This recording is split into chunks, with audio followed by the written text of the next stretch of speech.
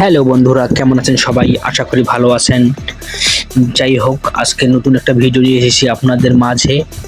আর এই ভিডিওতে আপনারা দেখতে পাচ্ছেন মাটির চুলায় একদম গ্রামীণ পরিবেশে পেঁয়াজ ভুনা করা হচ্ছে। আর এই পেঁয়াজ ভুনা হবে গরুর মাংসর কালো ভুনার সেই পেঁয়াজ ভুনা।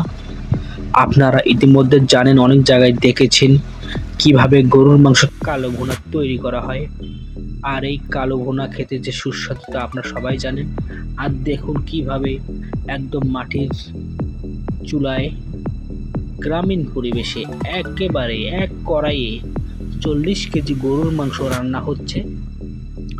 আশা করি আপনারা সবাই ভিডিওটিতে অবশ্যই লাইক করবেন।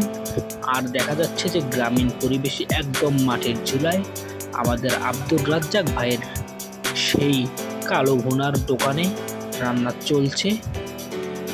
আপনারা ইতিমধ্যে অনেকেই এই আব্দুর রাজ্জাক ভাইয়ের হোটেলে খেয়েছেন।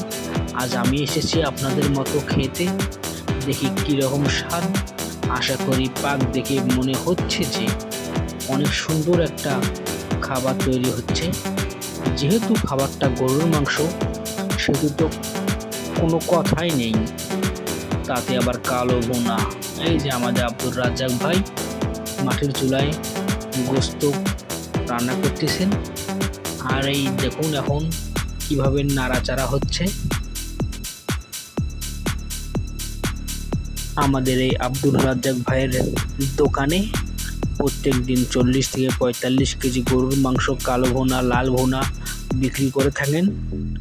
আর এখানে কালো ভুনা পাবেন, লাল ভুনা পাবেন, কলিজা ভুনা, আরও অনেক খাবার, রুটি। যাই হোক, যেহেতু এটা শহর না, এটা এলাকা, গ্রাম এলাকা, এখানে যে এত গরুর মাংস বিক্রি হয় আমরা কল্পনাও করতে পারিনি। ভিডিওটি ভালো লাগলে অবশ্যই লাইক কমেন্ট করবেন। আর আপনাদের আপনজনদের কাছে জানিয়ে, আব্দুর রাজ্জাক ভাই একজন সফল ব্যবসায়ী। এনার হোটেলে খেতে অনেক দূর দূরান্ত থেকে মানুষ ছুটে আসে তার এই কালো ভুনা খেতে। আশা করি ভিডিওটি অবশ্যই ভালো লাগবে। ভালো লাগলে অবশ্যই একটা লাইক কমেন্টস করবেন আর সাবস্ক্রাইব করবেন।